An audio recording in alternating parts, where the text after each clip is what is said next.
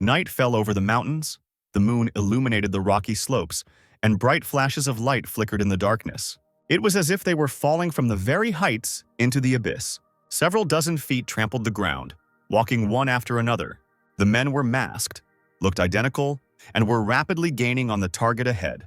A determined army was advancing on someone who clearly posed a threat. A figure hovered above the abyss, its eyes glowing red, and a pinkish aura glowing around it, the clouds thickening in the sky, releasing lightning bolts. Against him alone stood several hundred, if not thousands, of people, waiting for an opportunity to attack. His long white hair fell in wavy locks over his shoulders. His skin was pale, and his mouth was slightly open as he addressed the warriors. The men rushed forward, aiming their swords at him, some intending to grab the enemy with their bare hands. The man held his hand out in front of him, spreading his fingers, and the veins bulged under the skin. An incredible energy emanated from him, and he directed a stream of it straight at his opponents. Blood splattered in all directions and cries of pain were heard. The man watched as the bodies of his opponents turned into a bloody mess right in the air, with the moon shining ominously above it all. The blood did not fall on the man. A protective shell seemed to form around him, and his palm glowed purple. Those who were not affected by the burst of energy grabbed their weapons and prepared to attack. The man's palm lit up, forming a glowing sphere of energy. The warriors rushed straight at him, full of confidence to hit or wound him. A whirlwind of energy engulfed them, and the confidence on their faces turned to horror, and blood gushed from the first wounds. It spurted from the mutilated bodies, the incredible force cutting off limbs and slitting throats. The demon's eyes glowed bright red, his lips stretched into a grin. He released more and more energy, preparing to deal with the remaining warriors. The mountains shook for a moment, and people stood frozen in stupor, looking up. A huge purple hand seemed to grow out of the ground with a terrible roar. Fingers reached out to the survivors, sending clouds of dust into the air. The earth began to crack and people ran away in fear of being caught. But not everyone managed to escape, falling face down from the earthquake. A monstrous hand, fingers bent, slowly descended over the army of survivors. A thick cloud of dust rose up, revealing purple skin. Two huge palms scooped up the earth along with the warriors, burying them under their weight. Giant fingers left marks on the rocky surface. Exhausted and strangled by the grip of a demonic hand, the warrior muttered something with his last strength. The hand shot up, squeezing its fingers tighter and dropping boulders to the ground. The rockfall cut through the air, creating a fog of dust and dirt. The warriors who wanted to defeat the heavenly demon were crushed by each other and by boulders. The bodies of barely alive and already dead people rested on a huge palm. The energy around them glowed purple again. The marks of giant fingers remained on the rocky surface, where pinkish sparks slowly fell. The moon stood high in the cloudy sky, blood poured from somewhere above, like rain. The demon stood right under these streams, his head down. He watched as the red drops splashed against the rocks. Through the bloody downpour, his grin was visible. He was clearly enjoying what had happened. With glowing red eyes and a predatory grin, he wondered if these were the last candidates for the title of Heavenly Demon. After his fight with the daredevils, there was extensive destruction, and white smoke hung over them. It became quiet. The ground was strewn with corpses. Pink sparks still hung in the air. The demon winced. Veins appeared on his forehead, and something painful appeared in his red pupils. He grabbed the blood-stained robe and squeezed it, coughing. A stream of blood gushed from his mouth as he lowered his head, his fingers tightening around his chest. Above the hunched figure, red eyes and a grinning mouth appeared from the black smoke, thin black strands reaching out towards him like fingers. On all sides, he was surrounded by the greenish silhouettes of the souls he had been destined to destroy. His lips and chin were covered in blood, but even at that moment he smirked, suggesting that his arrogance had been his undoing. Two pink flashes appeared in the darkness. There were more and more of them. They appeared out of nowhere, surrounding me from all sides. The demon looked around, his eyes filled with surprise, as if he was trying to understand what was happening. From the flashes, pink energy chains grew straight out of the darkness. The mangled bodies lay on the edge of the abyss created by the vortex of energy. Pink chains stretched out towards the demon from all sides, and he froze in the air in amazement. They wrapped around his legs, holding him tightly in place as if someone did not want to let him go. Chains were wrapped around his arms and neck. His whole body was frozen. He clenched his fists, trying to fight. The grin never left his face. He decided that the souls of those who died at his hands were trying to drag him to the underworld. Even though he was tied up and unable to move, he laughed. The demon threw his head back and screamed, his neck tensing and the chains breaking. A large ball of energy, like someone's eye, flashed in front of him. It lit up the man's face and he looked straight at it. His body, entangled in pink sparks and illuminated by light, began to crumble. A look of surprise appeared on his face, and his locks of hair turned black. When the hair and eyebrows had completely changed color, there was almost nothing left of the demon, except a haggard face. He disappeared with the thought that he would like to take a completely different path in the next life. The sun was already high above the city. The clouds barely touched the mountain peaks. The rays fell on the foliage of the trees, leaving reflections on the roofs.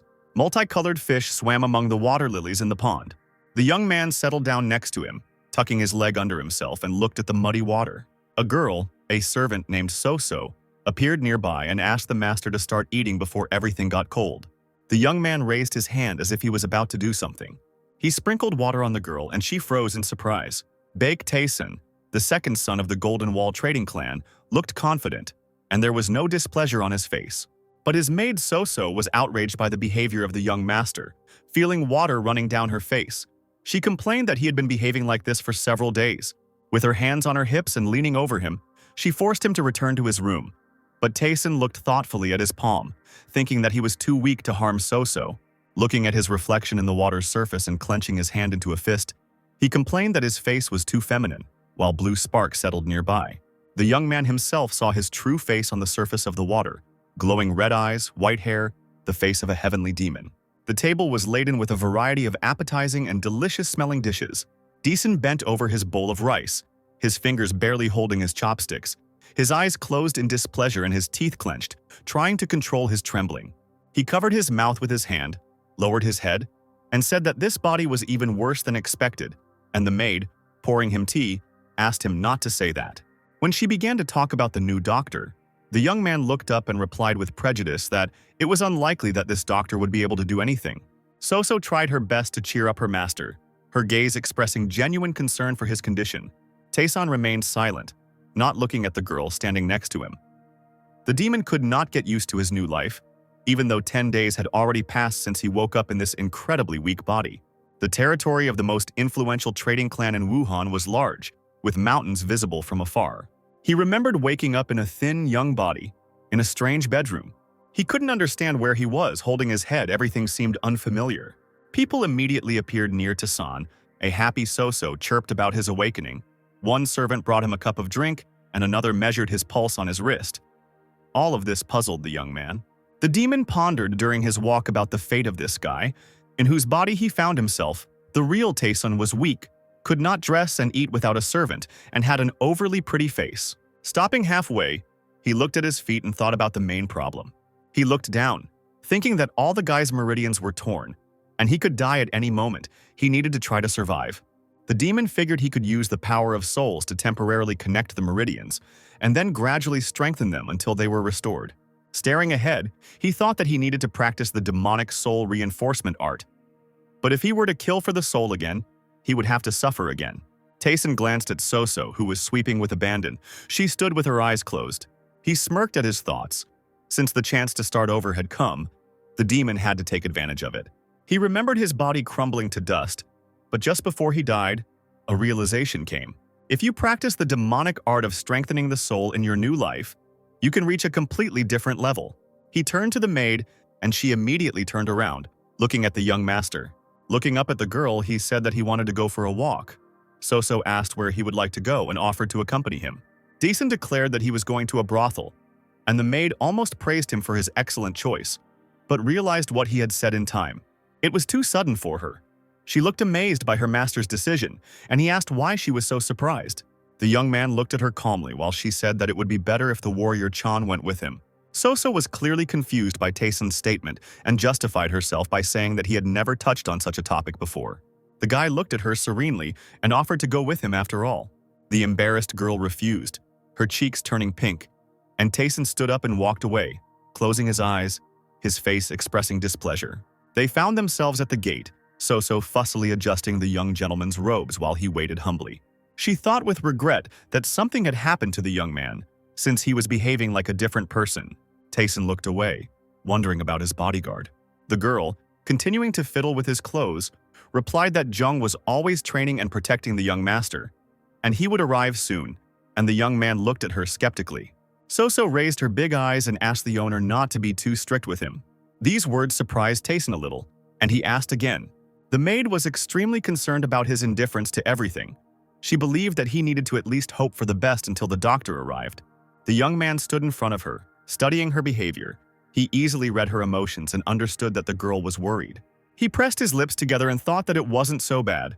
He glanced towards the gate and announced that Jong was already nearby, which surprised Soso. The sound of hooves was heard outside the gate, and the girl turned around. She was amazed that the young master knew about the warrior's approach, but the youth was only thinking about the stunning energy. The gate swung open and a man's figure appeared, leading a horse. Tayson stared at his bodyguard, examining him silently. The warrior folded his hands in a welcoming gesture. His gaze was firm, but he mentioned that the master had not invited him along for a long time.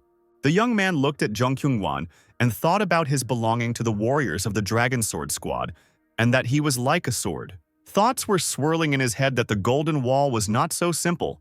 The day was gradually drawing to a close, and the sound of hooves echoed across the square. The street was quite crowded.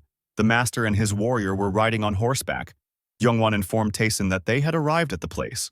The warrior stared intently at the young man, who was intently examining the place of arrival. In front of them stood a tower, the Fragrant Flower House, one of the 3 best brothels in Wuhan. Their horses were calmly chewing hay in the stall. Kyungwon and Tayson stopped at the door, but the bodyguard informed his master that he would wait for him outside.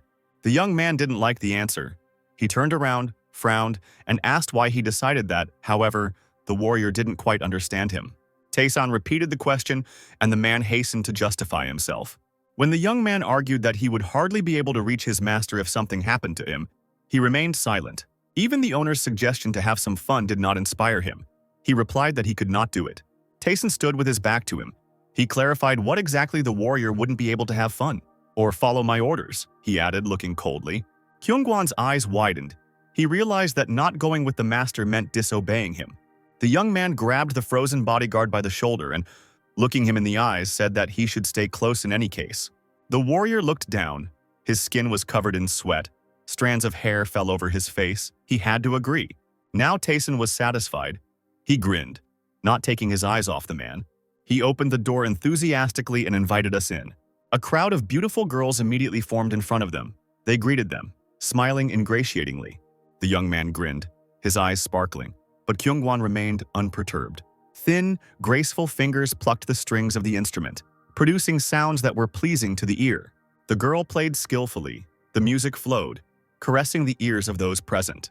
Tayson sat at a table laden with dishes, surrounded by courtesans who did not stop talking. He took the cup, one of the girls clung to him, and he only asked where his bodyguard was. It turned out that Kyungwon remained at the stairs to guard the entrance, and the young man thought that he was too stubborn. Another girl offered a drink and immediately poured it into Tayson's cup. He did not resist. However, he said that he could not drink because he was feeling unwell, and one of the courtesans, looking at him, asked what he would like to do. With a calm face, the young man replied that he was interested in rumors about himself, which greatly surprised those present. The girls looked at him in surprise, not expecting this, but he stood his ground. Night fell over the Fragrant Flower House and the streetlights came on. It was rumored that Tayson had 1,000 gold nyings, one small estate and several brothels as an inheritance. He learned this from the courtesans. Due to his poor health, he had no power or influence, and it seems that everything else went to his older brother, Baek Tae-soo. And the whole of Wuhan knew about all this. Daesan continued listening, thinking that if he had stayed at home, he would not have learned all of this. Rising from the table, he interrupted the girls' conversation and suggested that they begin, and the courtesans immediately stared at him. He headed for the exit, saying that it would be difficult for him to cope with everyone. The young man turned around, his eyes narrowed slyly. He chose one of the girls. She was very surprised, like the others. When they found themselves in a spare room, Tayson sat down on a small sofa with red curtains hanging above it and closed his eyes, while the courtesan stood before him, waiting. In another room, the girls were animatedly discussing the young gentleman, wondering why he had chosen only Hwaryong. Hwaryong sat down next to the young man, lowering her gaze and folding her hands on her knees. He looked at her from under his bangs. When Tayson asked how long she had been working at this establishment, the girl's cheeks turned red, but she smiled and replied that it had been about 10 years. The young gentleman smiled. He clearly liked the answer, and he suggested they begin. The courtesan's lips also stretched into a smile. Kyungwon watched as the girls went down the stairs and discussed Hwaryong and her client. They didn't expect anything special from the frail and weak guy. They openly mocked him, not even embarrassed by the bodyguard, although one of them noted the young man's beauty. The warrior watched them thoughtfully, and the giggling of the courtesans reached him. But strange loud sounds made the girls stop and look around, their faces frozen in stupefaction. Kyungwon instantly blushed when he heard the same thing. He was shocked. The client and the courtesan in another room, hearing these sounds, froze. One of the visitors to the fragrant flower house even ran out into the corridor to understand what was happening. A surprised and wary guard stood nearby. Loud groans could be heard on all floors. Everyone who heard it came out to see what was going on. One of the visitors even expressed admiration, to which one of the girls giggled shyly, complaining about the sound insulation, and another rolled her eyes. The groans continued to come from behind the closed door. The girl moaned, clutching the purple blanket with her fingers. Her eyes were closed, her head thrown back, and sounds flowed incessantly from her open mouth. Taeson stood over her with a concentrated expression, purple energy emanating from under his fingers. Hwaryong's eyes rolled back as she lay in front of him, clutching the blanket tightly as she continued to moan. The young man used the technique on her. He looked determined and unwavering. The purple flow of energy turned green and flowed straight into the girl's mouth. Clouds floated across the starry sky, but lights burned brightly around the fragrant flower house. The door of the room swung open and a figure appeared on the threshold. Perplexed, Kyungwon asked the gentleman who appeared if everything was okay. Taeson grinned, his face framed by strands of dark hair. He didn't look tired. His eyes were shining, and the smile never left his lips. Hwaryong's hand was visible from behind the red curtain. The young man walked towards the stairs as if nothing had happened, leaving his bodyguard in confusion, while other courtesans were already waiting below. The room filled with the voices of girls wanting to know what had happened. They surrounded Hwaryong and noticed with admiration that she had transformed. Even her eyelashes seemed longer. The courtesans began to ask their friend about what had happened, assuming different things, but she embarrassedly replied that it was something else. Her face looked different. The girl noted that she felt lightness throughout her body, as if she had been reborn. The sun rose over the Golden Wall area, illuminating every building. The maid, performing her duties, swept the area. Stopping, So exhaled. She was worried about the young master. The sound of the gate opening caught her attention. The girl turned around, pursing her lips and looking at the newcomers in confusion. It was Kyungwon and Taeson, both of whom looked quite reserved and unperturbed. So immediately rushed to question the young gentleman about his visit to the brothel, but he remained calm, as did his bodyguard, who, out of habit, was clutching the hilt of his sword. However, his calmness turned to embarrassment when the young man suggested that the maid ask the man about their night's adventure. The girl turned a questioning glance at the warrior. He cleared his throat, closing his eyes, and Taeson hurried away. He walked away calmly, his arms crossed behind his back, and So looked after him, thinking that it seemed like everything was okay with him. But she found it hard to believe what had happened. Sunbeams penetrated the room through the window. Books and scrolls lay on the table. A little further from the table there was a vase. A purple haze appeared in the air. She walked across the entire room, brushing against the robe left on the back of a chair. It was as if a blue energy sphere was being created from the roots, and it flowed through the entire tree trunk. Taeson sat on the bed with his legs and arms crossed, his eyes closed and energy enveloping his entire body. He opened his bright eyes looking ahead. Then he turned his thoughtful gaze to his hand. It was glowing green, and he realized that he had only restored the minor meridian. Just before his death, the demon realized that killing and absorbing souls would lead to side effects and destroy the body. He recalled trying a new approach and a different technique. He had to cleanse the negative emanations in the souls of living people and absorb only the purified energy, which he tried on the courtesan. The young man sat motionless, contemplating the power of this type of soul energy, which was the essence of demonic art. He thought with annoyance that this body was even worse than he had thought. This is why his visits to the brothel became frequent. The girls rushed, almost tripping over their own feet and getting tangled in their clothes, when they learned of his long-awaited appearance. Before this, they discussed Taeson's abilities and his strange influence on the transformation of appearance, remembering Hwaryong's experience, and hoped for his return. When the young man returned to the fragrant flower house, the girls stared at him with admiration, as he had an attractive appearance. They surrounded him, ignoring the bodyguard, each trying to stand out and attract the young gentleman's attention while he looked at them. An angry woman watched all this. She heard the courtesans cooing and flirting with him. The stately mistress of the brothel was displeased with the latest appearance of this guy. She looked at all this with disdain, clutching a fan in her hands. A voice out of nowhere addressed her, offering to improve the soundproofing, to which she, covering herself with a fan, replied that it was useless. She spoke with someone she called the Phantom Shadow, wondering why someone who was on the verge of death began to behave this way, and why he would come to her brothel and not to the one owned by the Golden Wall. The interlocutor offered to follow the guy, but the owner frowned and refused, since the Golden Wall was the best traders in Wuhan, so this could lead to trouble. The girls, meanwhile, hurried after Taesan, wanting to be his companions for the night, Kyungwon loyally staying close by. Hwaryong and the other courtesan appeared before him, looking with languid anticipation. The young man looked at them thoughtfully. He decided to act on a grand scale this time, trying to find the right one. He ordered the servant to bring the others, which confused him and the girls. Beautiful courtesans lined up in front of him, smiling as the man justified himself by saying he had gathered the very best, while the rest were unworthy of his attention. Taesan glanced over the servant's shoulder, seeing the flow of energy in the crowd. His gaze caught on it, and he knew he had found what he was looking for. The young man walked straight towards the flowing energy. The girls parted before him. He replied that he would decide for himself who was worthy of his attention and who was not. The beauties froze in shock as they watched him go. They couldn't believe that there was someone prettier than them. Taesan approached the dark-haired girl who was looking down and embarrassed. A strange aura was floating around her. He asked her name and she introduced herself as Danyong. With a smile, the young gentleman announced that he had chosen her today. The puzzled courtesan stood aside and wondered why he chose the worst one. Taesan and Danyong walked down the corridor towards the room. Kyungwon stayed behind. The young man casually glanced at the courtesan, noticing that there was a lot of negative energy in her. She looked sad and tired. The demon understood that it was dangerous, but he was ready to take the risk and pulled the door open. He swung it open with a bang, determined to restore the main meridian with the help of Danyong's soul. For a moment, Taesan froze, looking ahead, and the girl looked up questioningly. He smirked as he noticed something in the room. The young master turned to his bodyguard, who was immediately at his side, while Danyong stood to the side in silence. He tightly gripped the sword he had taken from Gyeongwon in his hand, and he waved it, launching it into the air with a purple whirlwind. His gaze hardened. His companions watched his actions in surprise.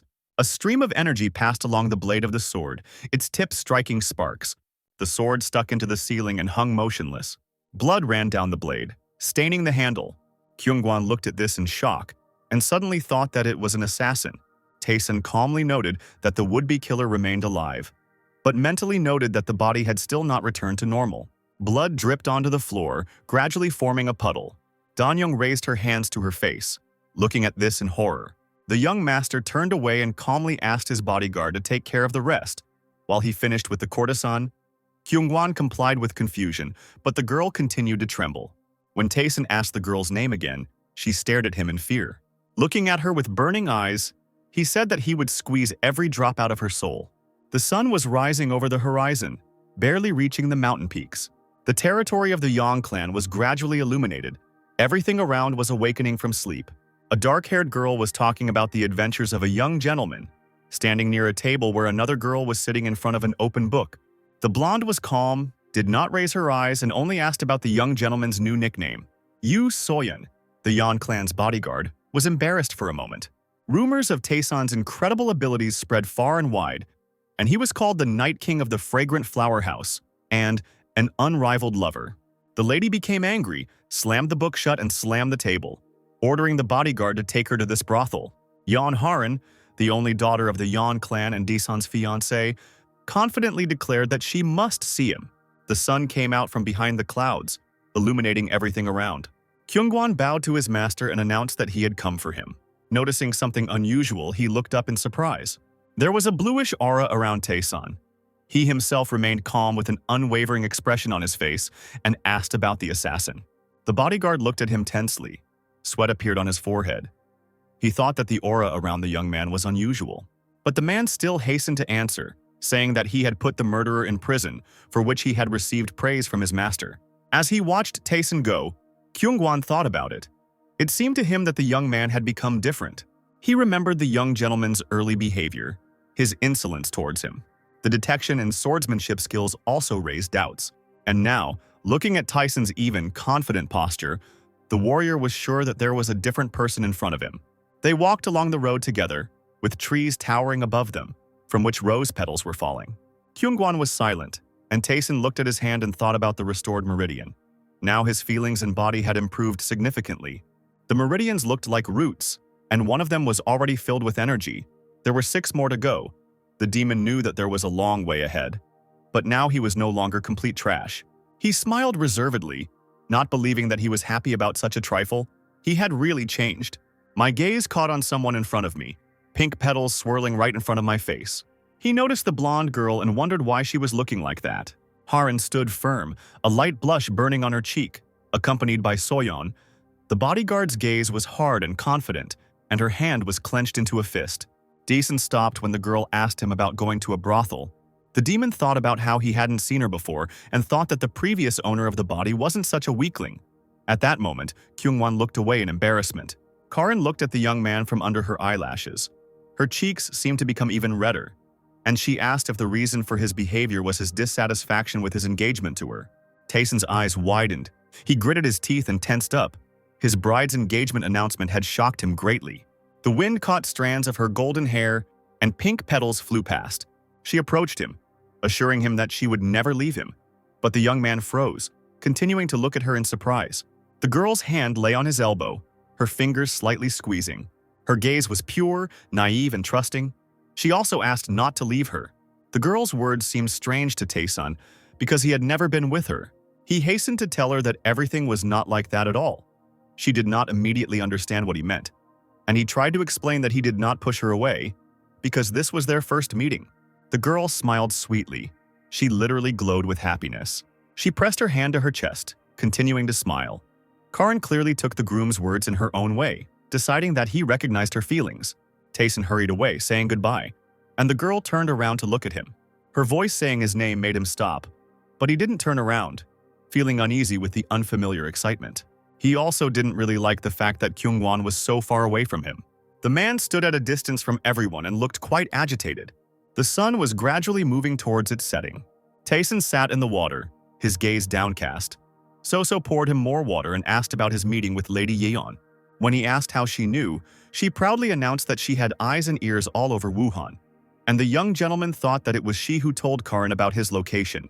The maid decided to clarify the condition of the warrior Chan. Taeson turned around and asked again, not understanding what she meant. Steam rose from the water. Soso's voice rang out in the silence. She said that Kyungwon was in love with the bodyguard Yu, and the young man asked who it was. The girl began to explain that Soyeon is a warrior and always accompanies Harin, and the man has had feelings for her for a long time. Taeson remembered how his bodyguard was in a hurry to leave their company. He grinned. Now he understood what the matter was. A black clot of smoke with red eyes and a mouth suddenly appeared in his thoughts. Fear and respect had previously been a priority. When he was a heavenly demon, warm feelings were considered something unimaginable. He ran his hand through his wet hair, looking ahead, and thought that he wasn't angry at the bodyguard, probably because his souls had connected with Taeson, and the demon had become softer.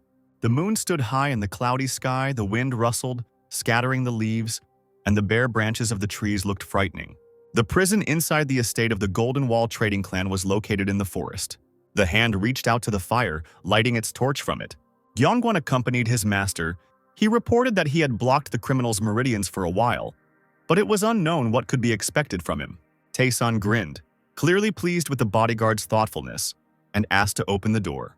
When they walked inside, they immediately stared at a hooded man sitting on the floor. The young man smiled contentedly. The assassin was filled with negative energy. His body was enveloped in a purple aura, meaning that the demon could gain a lot from this man's soul. With the meridian, which was one of the main ones, restored, he could try, so, continuing to smirk, he ordered Kyungwon to wait outside. The bodyguard tensed up. He didn't really want to leave his master alone with the dangerous criminal. Taeson mockingly said that the man was no use, since he didn't even sense the killer's presence. Kyungwon immediately objected that things were different now. The young man looked at him with a warning look. He did not want to repeat his words. The bodyguard lowered his confused gaze and resigned himself, obeying the order. The floorboards creaked underfoot, and Kyungwon remained outside the door. A strip of light illuminated the hair and figure of Taeson, who was standing with his back to him. Green leaves from the trees were gently falling onto the roof. A man stood on the street with his arms folded across his chest and his eyes closed. He thought about his master's skill and his incredibly strong aura.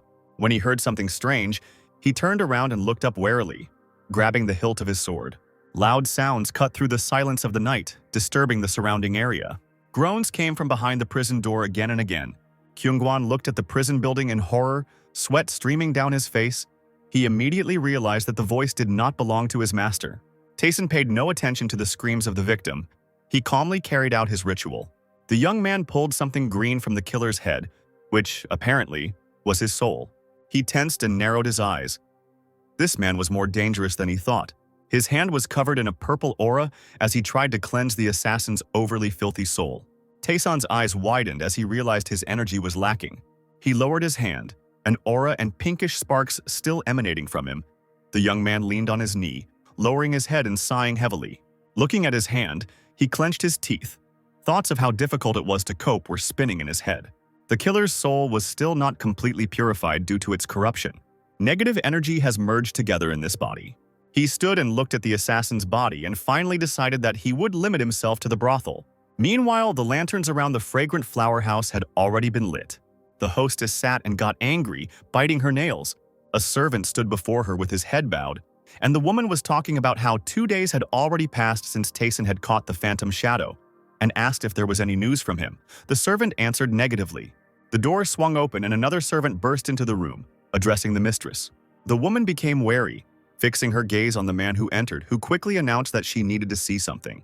While he was talking about the return of the phantom shadow, he himself appeared in the room. His clothes were torn, his eyes were burning, and a dark aura was hovering around him. A clouded gaze peeked out from under the mask. The man's skin seemed dull, and he himself looked exhausted and groaned. The mistress jumped up from her seat. She was horrified by the sight of the phantom shadow, asked what had happened, and ordered to check his meridian points. The servant obediently pointed his fingers at the back of the assassin's head. With painful groans, the man began to literally melt, his skin peeling off like clay. The servant and mistress watched this in shock, not understanding what had happened to the phantom shadow. A skeleton remained on the floor with a puddle spreading underneath it. The woman sank to her knees and her servant stood motionless next to her. Her eyes widened and filled with malice. The hostess gritted her teeth, realizing that the young gentleman of the Golden Wall had decided to play. She stood up and asked where Danyong was, her expression determined. The servant replied in fear that they were preparing to send her to the leader of the Crimson Dragon sect. The woman clutched her fan and declared that the girl should be sent to Taeson instead. The guy was surprised and tried to object, saying that the Crimson Dragon sect would come for them if they sent the courtesan to someone else. For a moment, he imagined a man standing in front of the beaten courtesans, bent over on the floor preparing to carry out the massacre. But the mistress knew what could happen. She grinned, straightened her fan and waved it, and still ordered Danyong's visit to be cancelled. Her cunning, cruel gaze indicated that she was planning something dark. Smirking, she said that Fragrant Flower House would send a gift to the second young master. Customers and courtesans remembered visiting the brothel at Taesan. All sorts of rumors began to spread about his visits. The most important thing was that a night with a young master made girls more beautiful, as it was with the seemingly reborn Hwaryong. After that, girls wanted to be near him all the time. They called him a deity, then a demon. But at first people thought that these were just stupid jokes of bored flowers. Danyong thought the same. However, after a while she found herself in front of the mistress, closing her eyes and lowering her head, wanting to serve Taeson. The woman laughed loudly. She decided that the courtesan had fallen in love with the young gentleman. She sat cross-legged and asked the girl if he had offered to pay off her debt by taking her as his maid, but she denied it. The woman's face was unreadable, and she declared that until the debt was repaid, Danyong belonged to the Fragrant Flower House. However, at night the courtesan found herself in front of the gates of the Golden Wall clan. The girl stood in the darkness, pressing her hand to her chest and pursing her lips. She was sent here instead of the Crimson Dragon sect, and she believed that this was her destiny. Her eyes dimmed. She was worried that Taeson would not accept her, that he might consider her spoiled, but she wanted to meet him again. The room was filled with a pinkish aura that rose to the ceiling. Daesan sat with his legs crossed and his arms folded, his eyes closed, energy enveloping him, and the veins on his neck and cheek glowing green. He was focused on restoring another meridian. The young man settled down on the bed, trying not to pay attention to the surrounding sounds. He opened his eyes when there was a knock and looked towards the door. 2 figures were visible behind the door, and Taeson was informed of someone's visit, which surprised him. The young master allowed entry, and a sad Danyong appeared on the threshold. Her appearance surprised the young man. He stared inquisitively at the girl. She pressed her hand to her chest and greeted him. Danyang said that she wanted to serve him, and Soso stood aside, surprised, and looked at her. The girl blushed and smiled shyly, saying that she wanted to dedicate to him the life he had given her and hoped to stay by his side. Tayson looked at her, noticing that the courtesan looked different after he cleansed her soul of negative emanations. The voices of the young master and Soso could be heard throughout the room. He asked where she slept, and she, confused, replied that she spent the night in the pavilion where all the servants were. The young man rested his hands on his knees and closed his eyes, ordering the maid to find a new place next to him and stay with Danyang there. This statement astonished the girl. Soso asked if the new girl would be a maid. Taesun adjusted his clothes and, frowning, said what else could she do? He got up from the bed, heading towards the exit and asking the maid to take care of the girl. She looked at her appraisingly while Danyang bowed. Soso looked at the new maid and thought she was too beautiful to be a servant. The girl was silent, but her thoughts were heavy. She thought that the gentleman was behaving this way because he had very little time left. The House of Fallen Flowers was another of Wuhan's best brothels, and its grounds were quite lively, with people strolling along the street and dining at tables. Taesun and Kyungwon stood in front of the sign, and the young man smiled contentedly. He liked the name. He grinned, anticipating receiving a lot of new mental energy. The young gentleman calmly headed towards the door, informing his bodyguard that he would only come here for a while, when out of nowhere a figure of a strong man appeared and called out to the young man. Kyungwon turned around, frowning, not liking the tone of the stranger's voice. Vi Jokshim, the head of the Crimson Dragon sect, stood before them, grinning insolently with his arms folded across his chest. Now he was facing the one who dared to take away his Danyang. His subordinates smirked behind him. The townspeople became worried and hurried to leave the place. They did not want any problems with Jokshim. Taesun slowly approached his bodyguard. His gaze was directed towards the strangers. He clarified what was wrong with this huge man, and Kyungwon explained who was in front of them. He told about the Crimson Dragon sect when Disong decided to inquire about it. The young man frowned and called the unorthodox sect simply bandits, who had taken a menacing name for themselves. He turned away from the men and advised the bodyguard to ignore him, which Jokshim took offense at, and his henchman chuckled, seeing the risk in the guy's actions. When the leader of the Crimson Dragon called the young man a gigolo, he stopped, as if struck by lightning by this nickname. Taesun's eyes flashed with anger. He became angry. The heavenly demon took over in him, and the young master turned around, glaring at his offenders over his shoulder. He himself was not delighted with the pretty face that he had been given, and this was pointed out to him. Jokshim continued to mock, spitting saliva, seeing that the young man could not answer anything. Daesun ordered Kyungwon, who had grabbed his sword, to take care of the others, while he himself resolutely headed towards the leader of the sect. The man froze, perplexed, not understanding what would happen next. The bodyguard began to pull the sword out of its sheath. He assessed the situation, thinking about how to deal with two people at once. Jokshim's henchmen advanced on him, one of them smirking as he commented on it all, while the other silently thrust his sword forward. The sect leader watched with a smirk. He thought that Taesun hired a bodyguard to appear more courageous, but since he was brave, Jokshim might forgive him if he gave him Danyang. The young man chuckled, the smirk still lingering on his lips, and he began to mock in response. The man gritted his teeth. He didn't like Taesun's words at all. He rushed forward with a face full of rage, putting out one hand and intending to strike the insolent man. Kyungwon had already dealt with Jokshim's henchmen. He turned around and froze in a daze. The Crimson Dragon leader's fist slammed into the ground right in front of the calm Taesun. The bodyguard screamed, trying to warn his master of the danger. The young man raised his hand, clenching it into a fist and concentrating energy in it.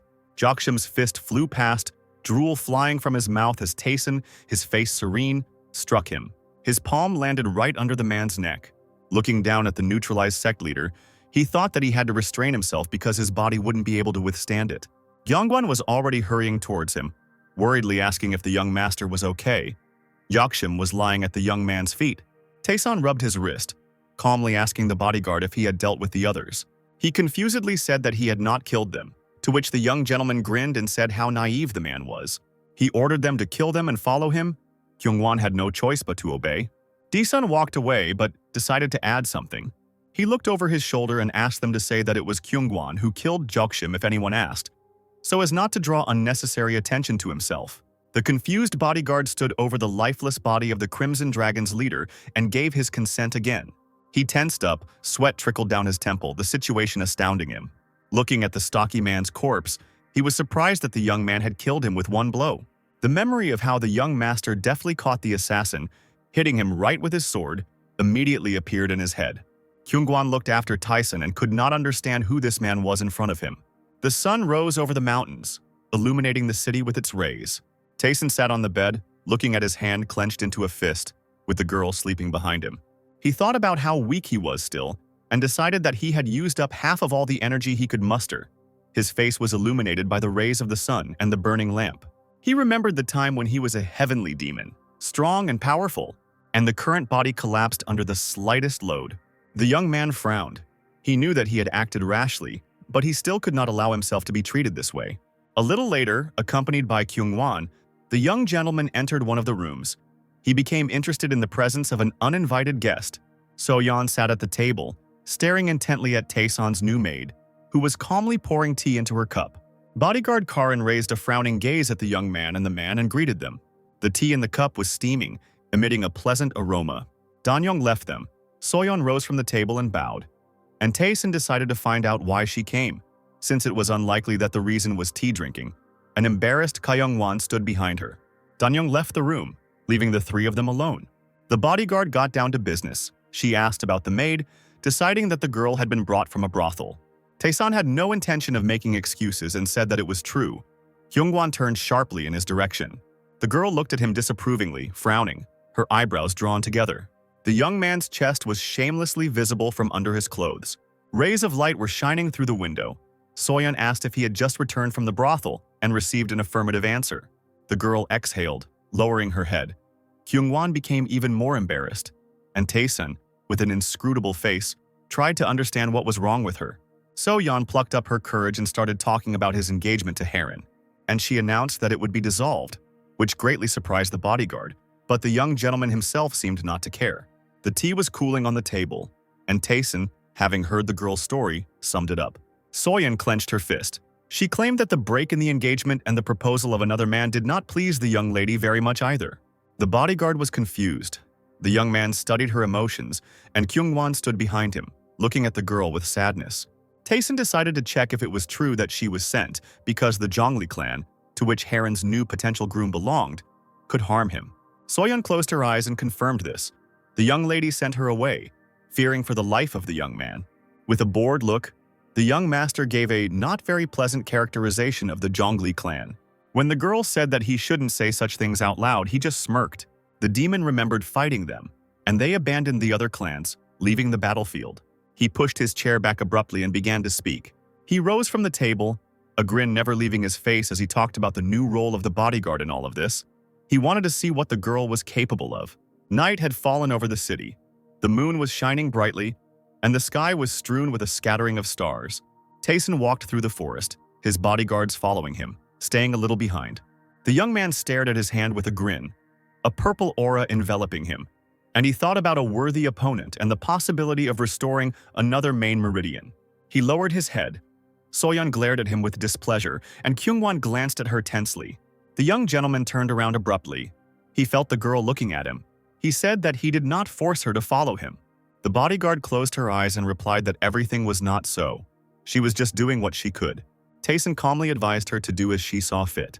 He suddenly stopped, sensing something nearby. Kyungwon turned to him. So-yeon looked questioningly at his back, and the young man tried to figure out how many strangers were hiding in ambush. The worried bodyguard asked again, trying to understand what was going on, and he immediately tensed up. He turned around sharply at the sound, a strand of hair falling onto his face. There were 3 people sitting on the branches. The bodyguards looked up, frozen in place. One of them commented that there were 3 strangers, but Taeson, without turning around, said that was not true. On the branch above his henchmen sat a 4th one with glowing eyes. The bandits stopped hiding, appearing in front of the trio. The bodyguards immediately appeared in front, covering the young gentleman. The young man was calm while Kyungwon drew his sword. A swift shadow flashed behind the masked bandits. Apparently, it was their leader. He claimed that the young man and the bodyguards should go with them. His henchmen were armed with swords and prepared to fight. Taeson tried to understand why the unorthodox behaved so respectfully. He asked Kyungwon to assess the gang leader's strength, and he agreed. The bodyguard frowned, but there was a flicker of determination in his gaze. He looked at his opponent, noticing the energy emanating from the man and the faint smell of blood. and decided that this man was not an ordinary bandit. He confidently told the young master that he was 3 steps higher than the gang leader. Tayson grinned and offered to test his bodyguard's assumptions. The man moved forward with the intention of fulfilling his master's will. The bandits tensed up, looking ahead in bewilderment, waiting for what would happen next. The first one was shaking, trying to understand what had happened. Kyungwon moved confidently. With a firm gaze, he walked around the second trembling and bewildered bandit. A bluish energy flashed between the 3, and they realized with horror that they could not move. The man walked quickly and decisively towards the leader, his hair fluttering in the wind. The bandit mocked him for deciding to go against him alone. He stood calmly, impressed by his opponent's energy, but still offered to prevent senseless violence and follow him. However, the first one swung his sword, and Gyeongwon barely managed to dodge. He stared tensely to the side, trying to calculate his opponent's movements. The man could barely stay on his feet looking at the bandit. He held the sword behind his back with both hands, the moonlight reflecting off the blade. Gathering his courage, Gyeongwon grabbed his sword, intending to fight. He drew his weapon sharply, assuming a fighting stance. Sparks of energy erupted everywhere, bouncing off the ground. The men clashed, confidently repelling each other's attacks, and neither was going to give in. Their gazes met, anger flashing in both their eyes. The mask flew off the bandit's face. He was stunned, not expecting such a turn of events. Clutching his sword, he thought that he had thought the man was just a bodyguard, underestimating his abilities. The bandit jumped up, raising the gun above his head. Kyungwon stood right in front of him, watching his actions. A worried Soyeon, looking at this, decided that the man needed help, but Tayson noticed that things were not that bad. The girl wanted to object, but the young man assured her that everything would end in one blow, which surprised her, and she looked at him.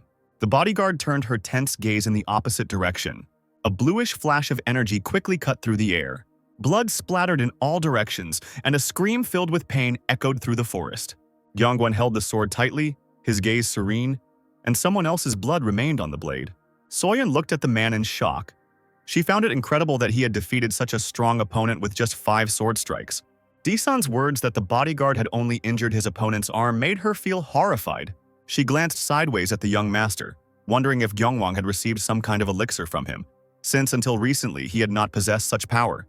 And the young man was carelessly thinking that the man needed to train more. Taesan didn't like the fact that the girl was standing idle. He ordered her to deal with the rest, but not to kill them, but simply to block the meridian points and neutralize them so that he could interrogate them. She grabbed her sword and hurried to carry out the order. She rushed forward, her eyes filled with determination. The dull blows of a sword rang out in the silence.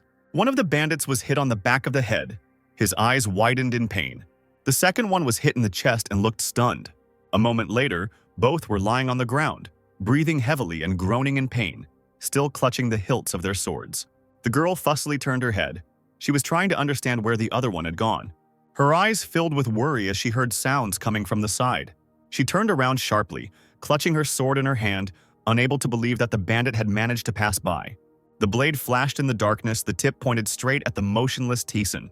Horror flashed in the girl's eyes, and she even opened her mouth in amazement.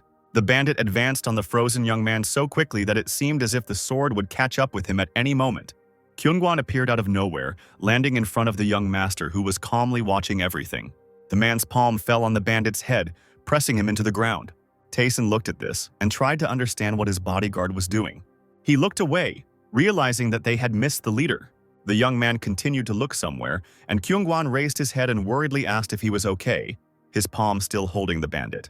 The severed hand of the escaped assassin lay on the ground. Taeson looked down at his bodyguard, thinking about his lack of determination as he apologized for letting the gang leader escape.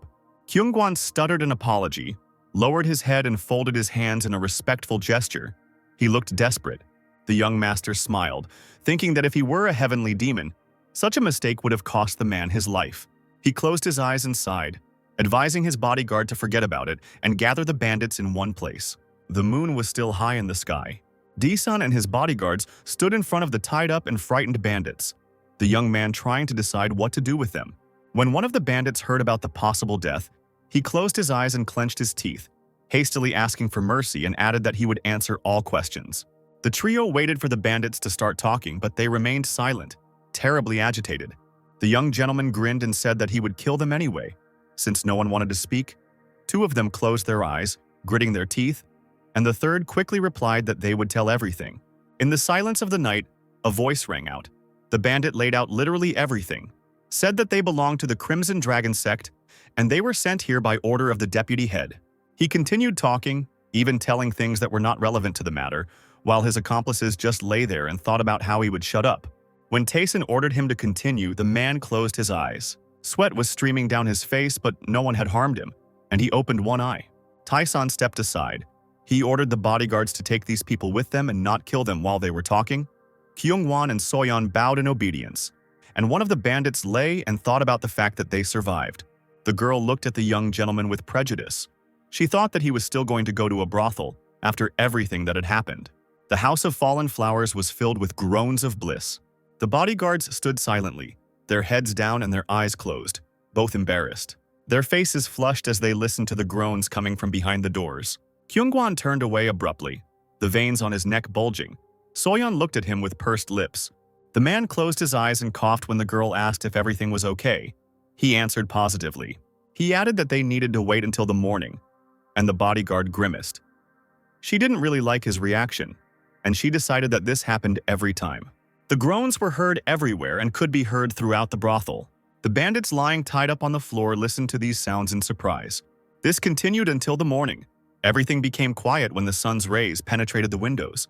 A tired and dissatisfied D-Sun appeared at the threshold of the room. He was surprised that the bandits were still alive, because the order was to kill them if they remained silent.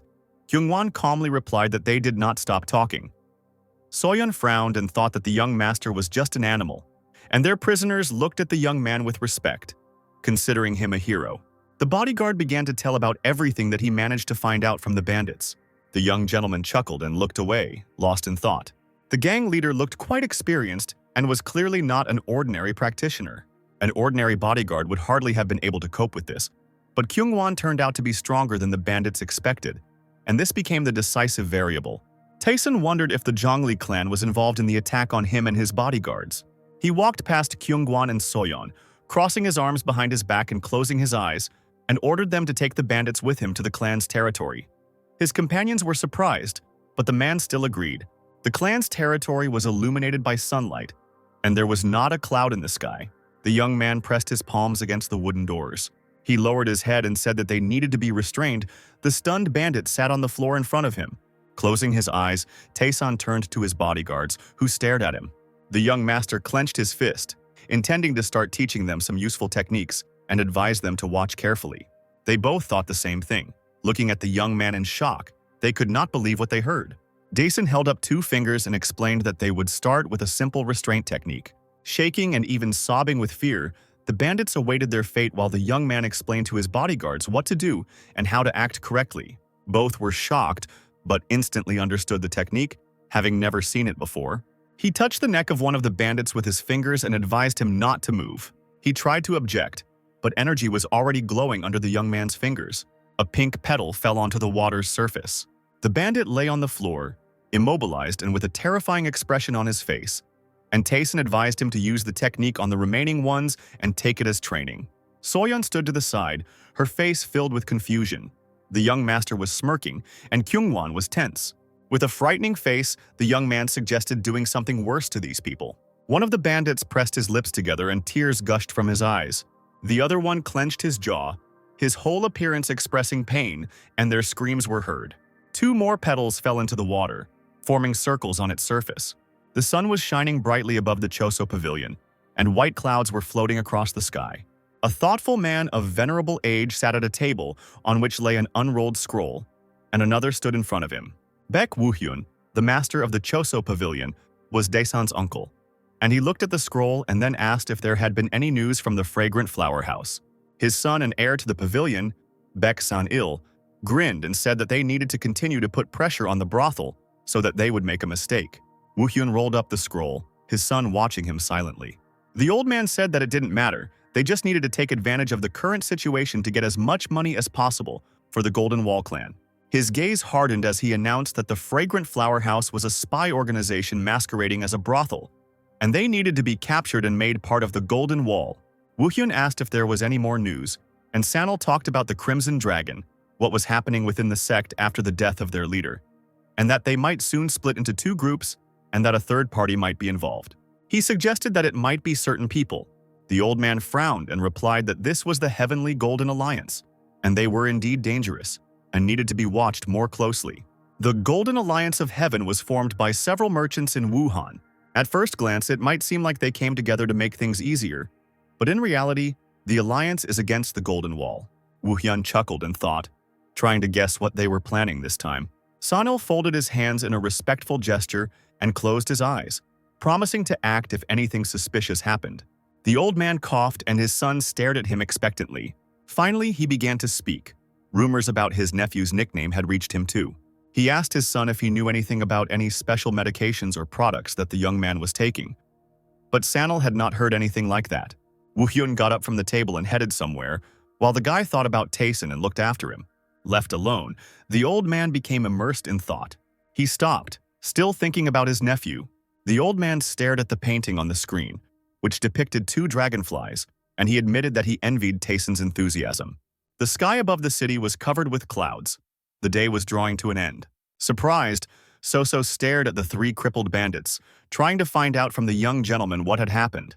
Taesun closed his eyes and casually declared that he had found labor force. She looked closely at the men. In her opinion, they looked strange. The young man looked thoughtfully in their direction. The girl might not have accepted them if she didn't like them. And the maid thought that the master remembered what she mentioned in passing. Thinking that he had become kinder in his own way, she again lowered her gaze to the bandits, who were looking at her warily and forcing smiles. Taesun raised his hand, starting something again. Pointing to each of the men, he gave them nicknames, which surprised them greatly. An evil red glint flashed in his eyes as he looked at them. All three lowered their heads to the ground, declaring in one voice that they were ready to accept whatever the young master said. They talked among themselves, now using the new names their new master had given them.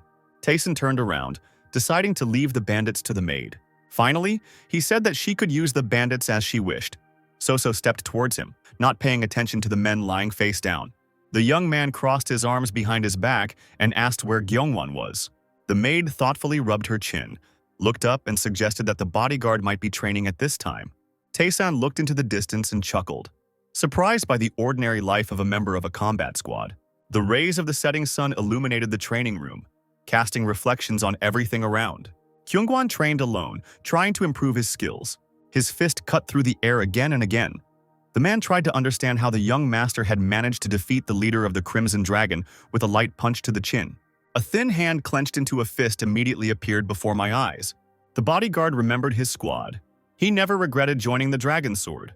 He had to protect the Golden Wall clan, because as long as he did so, he would always be paid generously.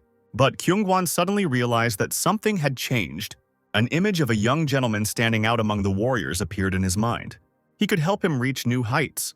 Taesun's voice pulled him out of his thoughts and he turned around, looking at him with concern.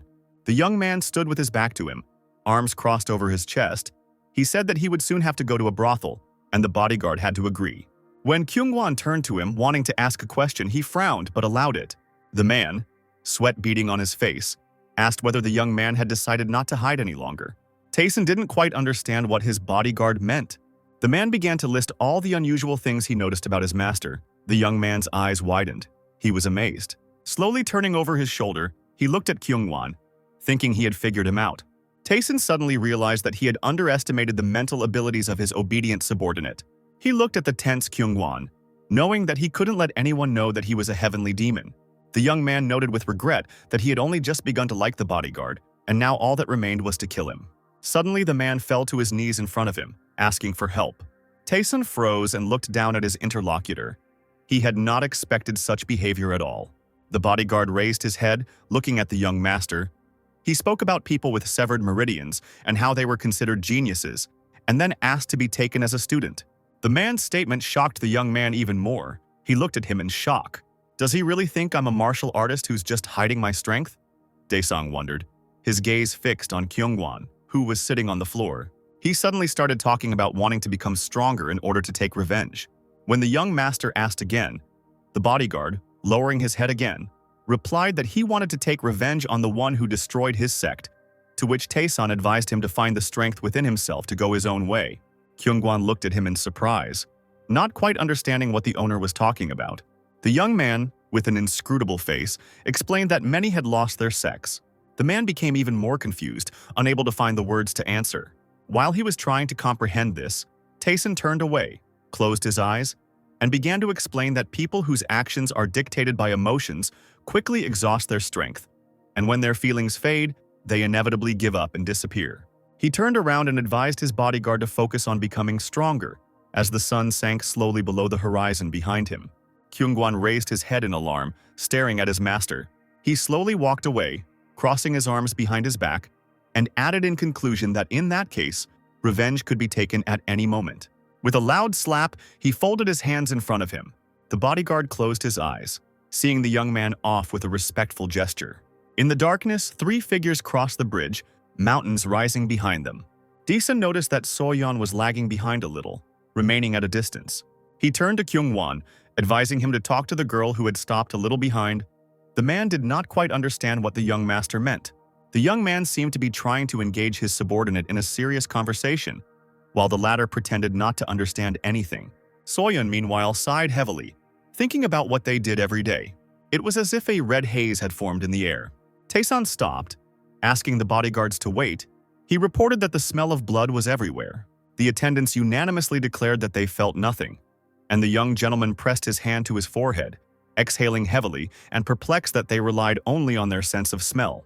He looked up from under his bangs, thinking that the man whose arm had been cut off was somewhere nearby. But there was someone else with him. Turning around, Taesan ordered Kyungwon to kill one of the two, and he immediately went to carry out the task, while Soyeon watched him with a surprised look. She grabbed the hilt of the sword, lamenting the fact that she had not even sensed the presence of strangers. The girl froze as something flashed right in front of her face, leaving a glowing red thread of energy behind it. The index and middle fingers caught the dagger by the blade. The young master looked at her coldly, holding the dagger in his hands, and then said that she could die if she just stood there. Soyeon didn't move. The boy's words and actions shocked her. Pointing to the tree branches, he said that their pursuer was hiding there. Taesan sternly ordered the bodyguard to pull herself together and do everything in her power, and she immediately grabbed her sword, pulling it out of its sheath. A figure appeared before them, its hand clutching a weapon. It was the same fugitive assassin they had missed the first time. He swung his sword and brought it down from above, straight at the girl, but she managed to cover herself with her weapon. She struggled to hold her sword, preventing her opponent's blade from touching her. The one-armed man mocked the bodyguard, noting that she was weaker than his previous opponent. The man's words angered Soyeon. She frowned, clenched her teeth, and did not take her eyes off him. The enemy suddenly began to retreat back, stopping attacking. The girl rushed towards him, shouting at him to stop. Her foot landed on one of the boards, and a strange sound was heard. An explosion rang out behind her, deafening the bodyguard, and she suddenly realized that she had fallen into a trap. While she stood frozen in place, the one-armed man had already run towards Taesan. Soyeon turned around, looking after him with horror. Now everything came together. They had been trying to distract her from the very beginning. The bandit was advancing on Taesan, and the girl continued to think that now the young master would be killed. The young man froze in place. Blood spurted in all directions. The tip slid somewhere into his chest. His eyes turned white, and an expression of surprise froze on his face. It felt as if the sword had pierced his body through and through. However, he suddenly grinned and stated that at such moments one can understand who really lacks experience. The one-armed man froze in surprise. He did not understand how his opponent remained alive. The blade of his sword had somehow ended up under his arm, and there was not a drop of blood on his robe. While the man was trying to comprehend what was happening, a grinning Taesan waved his hand and aimed the edge of his palm at his opponent's neck. The one-armed man didn't have time to parry the attack. The blow was too swift and strong, and blood gushed from his mouth. The man fell to his knees right in front of the young man, his head bowed, and a stream of blood splashed onto the ground. The girl stood nearby and looked in shock at the sight that opened before her. She was amazed that the young gentleman had dealt with his opponent with just one blow. However, Taesan's voice, condemning her confusion during the battle, brought her out of her thoughts, and she apologized, looking at him. They both looked down at the man lying face down, and the young man ordered that they take him with them, in the hope of finding something interesting. While the young gentleman stood calmly to the side, the stunned bodyguard sank down next to the one-armed man's body, amazed that he had died instantly from just one blow.